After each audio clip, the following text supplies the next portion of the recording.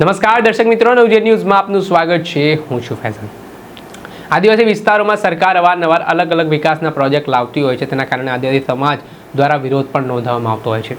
જળ, જંગલ, જમીન એ આદિવાસી સમાજ સાથે જોડાયેલો સૌથી અગત્યનો અંગ માનવામાં આવે છે. પરંતુ વિકાસ થાય છે તો આદિવાસી સમાજના લોકોને ત્યાંથી વિસ્થાપિત થવાનો વારો આવે છે. મોટી સંખ્યામાં ભૂતકાળમાં અલગ અલગ નર્મદા જિલ્લાની વાત હોય, તાપી જિલ્લાની વાત હોય, ત્યાં જે પ્રોજેક્ટ્સો આવ્યા છે તેના કારણે આદિવાસી સમાજને વિસ્થાપિત પણ થવું પડ્યું છે.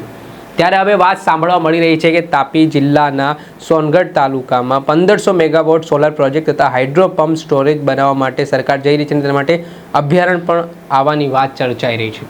બસ આ બાબતની જાણકારી, આ બાબતની વાતો ત્યાંના આદિવાસીઓને ખબર પડીને તેમના દ્વારા વિરોધની શરૂઆત કરી દીધી છે. આદિવાસી વિસ્તારોમાં જે વિકાસના પ્રોજેક્ટને લઈને હવે વિરોધની શરૂઆત થઈ છે તાપી જિલ્લામાં.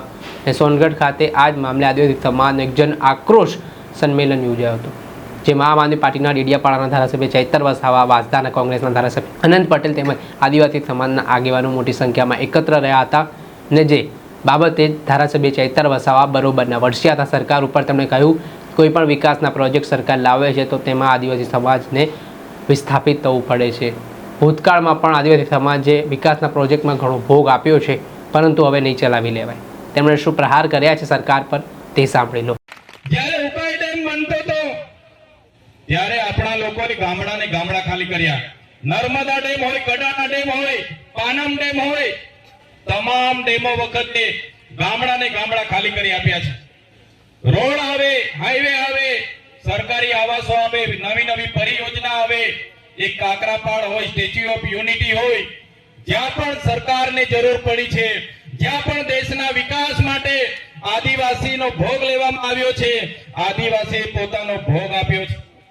ત્યારે આજે સોલાર પ્રોજેક્ટના નામે જે આપણો આદિવાસી ત્યાં પોતાનું જીવન ધોરણ જીવે છે, એ માછલી પકડવાની પ્રવૃત્તિ, એ સહકારી મંડળીઓ પર જ્યારે તરાપ મારવાની વાત આવે ત્યારે તમને અમે આશ્વાસન આપવા માટે આવ્યા છે, તમે એકલા નથી.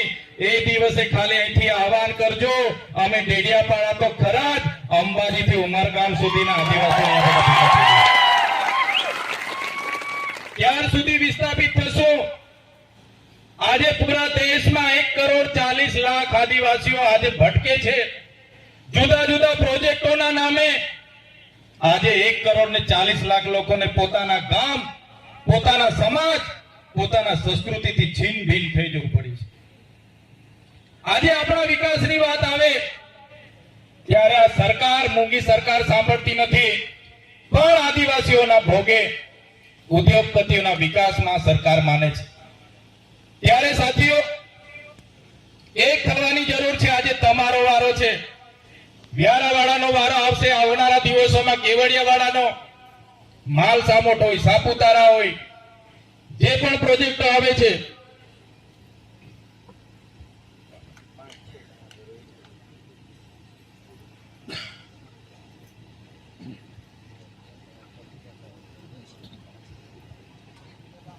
કહેવાનો મતલબ દેશમાં આજે આપણે 8% છે, ગુજરાતમાં આપણે આજે 15% છે. પણ આદિવાસી આજે ધર્મ સંપ્રદાય હોય, પાર્ટી હોય, સંગઠનો હોય, બધામાં વેચાયેલો છે, એક નથી થતો. ઘણીવાર એવું થાય છે કે આજે સોનગઢવાળાનો વારો છે, એ લોકો એમના પર આવશે, એ લોકો જાણે, આપણે નથી જવું. ક્યારેક એવું થાય છે કેવડિયાવાળા જાણે, ક્યારેક એવું થાય કે વ્યારાવાળા જાણે. પણ આપણે સ્ટેચ્યુ ઓફ યુનિટી માટે જમીન સંપાદન થતી હોય, ઉકાઈ માટે લડવું હોય કે વ્યારાની હોસ્પિટલ માટે લડવું હોય, આપણે બધાએ એક થઈને લડવું પડશે. ત્યારે જ આ સરકારને આપણે અહીંથી ખદેડીને રહીશું, નહીં તો આવનારા દિવસોમાં બિસ્તરા પોટલા લઈને મજૂરી માટે તૈયાર થઈ જવું પડશે. સાથીઓ, આજે બધા આગેવાનોએ લિસ્ટ બતાવ્યું. સાચી વાત છે, ઘણી જગ્યાએ અમે અનંતભાઈ પટેલ અને બીજા સાથીઓ સાથે અનેક આંદોલનોમાં ભેગા થઈએ તો લોકો અમને ફરિયાદો કરે, પણ જે લોકો નથી આવતા. આ હતા આમ આદમી પાર્ટીના ડેડિયાપાડાના ધારાસભ્ય ચૈતર વસાવા. તેમણે ચીમકી ઉચ્ચારી છે કે જો આ સોલર પ્રોજેક્ટ કે અભયારણ્ય બનાવવામાં આવશે ને આદિવાસી સમાજને અહીંયાથી વિસ્થાપિત થવું પડશે તો ન માત્ર તાપી પરંતુ ઉમરગામથી અંબાજી સુધીના આદિવાસીઓને અહીંયા એકત્ર કરીને ઉગ્ર આંદોલન કરવામાં આવશે. ત્યારે જોવાનું રહ્યું કે આ મામલાને લઈને સરકાર ભીંસમાં મુકાય છે. ચેતર વસાવાએ જે ચીમકી આપી છે તેના કારણે આ પ્રોજેક્ટનો નિર્ણય પરત ફેરવાય છે કે પછી આગામી સમયમાં એક ઉગ્ર આંદોલન આદિવાસી સમાજ ગુજરાતમાં કરે છે તે આવનારો સમય બતાવશે. દર્શક મિત્રો, એનકમ પ્રેસ ન્યૂઝને આપ લાઇક કરો, સબસ્ક્રાઇબ કરો અને શેર કરવાનું ભૂલતા નહીં.